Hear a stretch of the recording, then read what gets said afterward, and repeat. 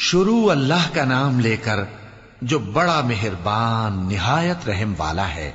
جو لوگ کافر ہیں یعنی اہل کتاب اور مشرک، وہ کفر سے باز رہنے والے نہ تھے یہاں تک کہ ان کے پاس کھلی دلیل آ جائے، یعنی اللہ کا ایک پیغمبر جو پاک اوراق پڑھ کر سناتا ہے جن میں مستحکم آیتیں لکھی ہوئی ہیں، اور اہل کتاب جو فرقوں میں بٹے ہیں تو دلیل واضح کے آنے کے بعد ہی بٹے ہیں، حالانکہ ان کو حکم تو یہی ہوا تھا کہ اللہ کی عبادت کریں، اطاعت کو اسی کے لیے خالص کرتے ہوئے یکسو ہو کر، اور نماز قائم کریں اور زکوٰۃ دیں، اور یہی مضبوط اصولوں والا دین ہے۔ جو لوگ کافر ہیں یعنی اہل کتاب اور مشرک، وہ دوزخ کی آگ میں پڑیں گے اور ہمیشہ اسی میں رہیں گے۔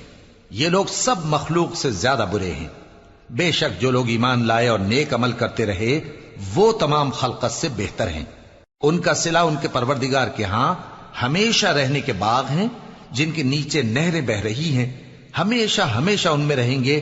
اللہ ان سے خوش اور وہ اس سے خوش۔ یہ صلہ اس کے لیے ہے جو اپنے پروردگار سے ڈرتا ہے۔